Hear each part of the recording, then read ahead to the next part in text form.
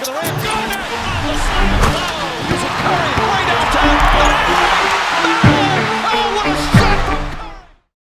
My original prediction for these series: Grizzlies in 6, Sixers in 7, Suns in 4, Bulls in 5. The actual results: Grizzlies in 6, Sixers in 6, Suns in 6, Bulls in 5. As I'm sure you're aware of, the second round is about to start immediately. 4 separate videos ain't happening. Don't really need to either. Some of these you can just sum up in a couple of seconds. Let's start with the one that you can't though, the Grizzlies and Wolves. And so it was Grizzlies in 6, however, not for the reasons that I thought. Well, it was about half and half. If you paid any attention to their regular season meetings, the one thing that stuck out was Ja Morant was not having his typical performances against that squad. He struggled to get into the paint, therefore he didn't have the same shooting nights, and it was in large part thanks to the Timberwolves personnel and their scheme. It was pretty simple. If he was going to try to use a screen to get into the paint, you were going to send 2 to the ball, play Cat at the level of the screen, show help from either side. Long story short, don't let Ja get ahead of steam. And they did a really good job of that for 6 games. Speaking of which, I don't remember the last time I saw a team lose a series in 6 that they very easily could have won in 5. Yes, the Timberwolves, I get it, they are a young team, they are an inexperienced team, but oh boy, they sold. I can only think of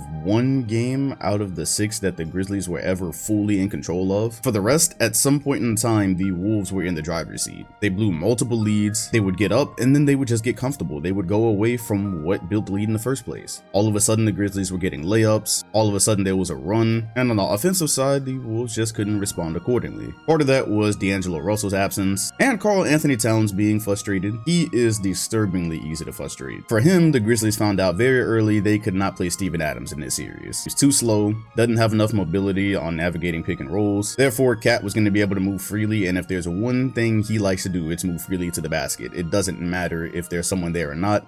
He will simply charge into them. And so as it drug on, what you saw the Grizzlies do was go closer to what the Clippers did in the play-in game. Put smaller bodies on him, make sure you're going to show help, double him on catches. And it did a pretty good job keeping him from being ultra aggressive. A lot of the times his decision making wasn't the best. If he did make a good pass, it was really just hit or miss on whether one of his shooters were going to score, but often the decisions just weren't quick enough. And if they were doing this while he was in foul trouble, it was really easy to get him to pick up another one. So in short, this series was a chess match. I came into it saying that I believe the Grizzlies could win even if Ja wasn't typically scoring the way he did against other squads. I thought that he could just be a better passer than scorer, and for the most part he was.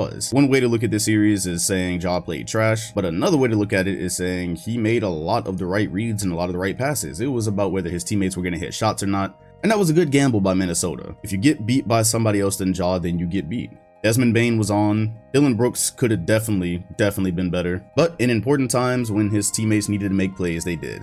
Central to this was Brandon Clark. Obviously couldn't play Steven Adams as we discussed. Clark was pretty essential in slipping screens. Obviously as Minnesota's putting 2 to the ball, that opens up shots for other people, it opened up cuts. And then just his hustle on the boards. Bane is the MVP of this series, but Clark was pretty damn close. Still, I will always remember this series as one that Memphis simply escaped. If they had been playing a team that could scheme for them the way that the Wolves did, and it was an experienced team, they just would not have won. Losing 20-point leads twice in the same game, getting up at around the same time in games, and losing the leads around the same times multiple times, that's just unbelievable. I believe Minnesota's got a bright future. There's no reason to give up on Cat yet, but yeah, he's got to be a lot better too. Some of the fouls that the Grizzlies were able to force him into picking up, with the amount of times he's had in the league, you just can't pick those up and get frustrated and get taken out of the game. Despite some nice showings, they did need him to be a whole lot better than he was. I.e., the game they blew the biggest lead in, he only took 4 shots. The Wolves hadn't been using him most of that match, and by the time they needed him, he simply picked up a 5th foul. So yes, Memphis got it done in 6, but boy, that was supposed to go 7. However, the NBA is about matchups. I think they're going to play the Warriors better than they played the Wolves. It's about personnel and schemes. It's not just, oh, they struggled against the Wolves, so they'll get swept by Golden State. That is not where I'm going with that one.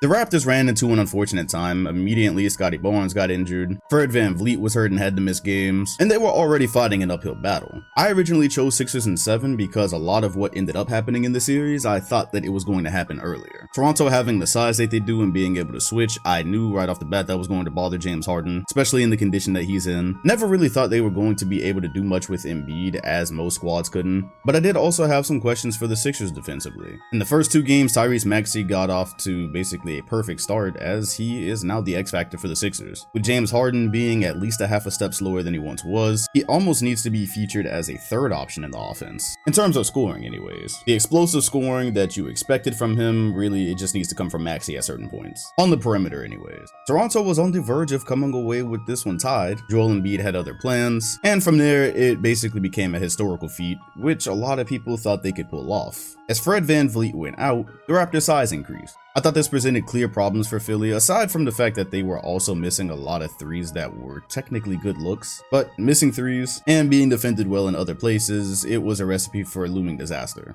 Yet, with the subtraction of Fred VanVleet, they were missing their best playmaker, they were missing a go-to guy on the perimeter, and they sorely needed that in Game 6. After partially going to his own in Game 5 because Embiid was getting cooked by Precious Achiuwa, they deployed even more that in 6 and said, cool, Scotty Barnes, you gotta beat us from 3, and whoever else is not really a great 3-point shooter, y'all just gonna have to beat us from 3. That worked. The Raptors offense slowed to a halt, and Tyrese Maxey became unchained. Once he got in transition, this one was basically over, and the Raptors were not going to overcome injuries and a slow offense. It just wasn't gonna happen. They put up a good fight, almost too much of a good fight. Joel Embiid is now out indefinitely. And yeah, if Game 3 had gone just a little bit differently, this one easily could have went 7. No 3-0 pack for us, sadly. Philly advances, but yeah, the outlook, it's not too bright. Suns and Pelicans, this unexpectedly became a beautiful matchup. Even as Phoenix was healthy, the Pelicans showed fight in Game 1 as they were being blown out most of the time. They were able to make a surge at the end, and that's where Chris Paul set the tone for the series because they won at least 3 games just off of this type of performance. Him simply getting to his mid-range and the Pelicans being able to do nothing about it. Of course, things got more interesting when Devin Booker went out and we saw his importance. That's the release valve for a guy like Chris Paul. That's the make something out of nothing offensive player. So without him, to win, you almost absolutely needed 20 plus from Paul, 20 plus from Aiden, and then you needed the other guys to come through. You needed role players to score. They ended up getting that when they needed it, but I'll be damned if the Pelicans did not fight. Herb Jones has shown throughout the regular season he's going to be a generational defensive player, and although he wasn't able to stop Chris Paul, he had a lot of game-changing plays on that end. I think people can see the vision. And then Jose Alvarado just bringing the Black Air Force energy to this series. Those two picking Paul up for the entirety of the court,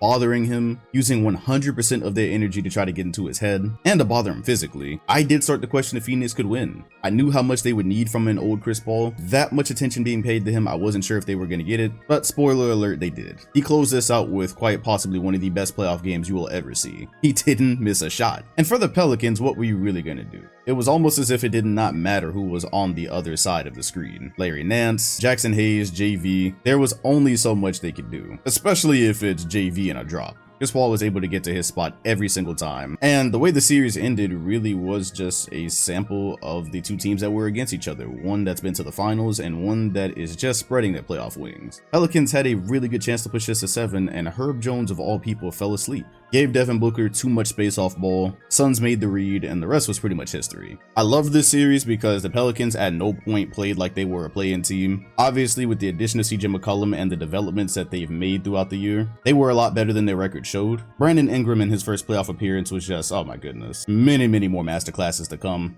But they're the team of the future, the Suns are now. Gotta give props to Chris Paul. Regardless of what you think about him, he showed up here in a series that team could have definitely lost. And it would have looked bad. Devin Booker or no Devin Booker, that would have looked bad. Now, if this series happens again next year or the year after that, we could really have something to talk about. I am crossing my fingers that a healthy Zion Williamson is going to be able to join this Pelicans core, and that's a frightening thought. You're talking about a guy who averaged 27 points a game with little to no space. He was creating his own looks. Now he's on a team with multiple creators. I think the shooting is going to increase. They've got defenders. I cannot wait. I have purchased all the 2023 and beyond Pelican stock. And last but absolutely least, Bulls and Bucks. Let's see here. Bucks, good team. Bulls don't beat good teams. The end. Seriously, if you go back and listen to this exact point on the podcast that I did with Heat Check, I called Bucks in 5 because I know they like the bullshit sometimes. They lose game 1s or they lose playoff games that they shouldn't lose. They start off slow. That's like to the T what happened here. They were passing the ball to nobody in those first 2 games. Either nobody or the Bulls. It was like they were bored with them, and especially in game 2. They just tried to win it in the easiest way possible, and DeRozan caught fire. Then they lost Chris Middleton. That's where I thought the series could have been interesting. I will just go ahead and be completely honest. I really thought that was going to matter more than it did. Then the Bucks just got smart. They started trying harder. They increased the defensive activity on DeMar DeRozan so that he could not just walk to the same spot and beat them. That was something I wondered about all season. Was a team, specifically a contending team, gonna just let DeMar DeRozan get to his spots comfortably, spin, and shoot mid-range shots? The Bucks ensured that didn't happen. Drew Holiday got in on the action. And then the lineups without Chris Middleton were pretty ideal. Running Giannis at small forward, then having Portis and Brook Lopez out there allowed them to play big but still have shooting. That effectively meant the paint was closed off. Nothing you could do on Giannis would work because they were shooting absolutely everywhere. Grayson Allen filled in perfectly.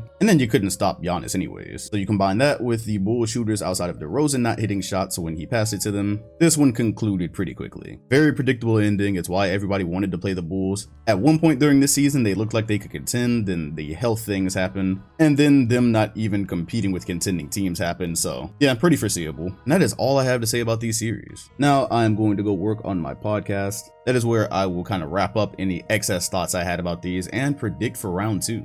Should be significantly harder than round 1. If you enjoyed this, be sure to hit the like button, comment, and sub. Also hit the bell next to my name if you want notifications every time a new video drops. Appreciate you all watching, and I'll see you on the next one.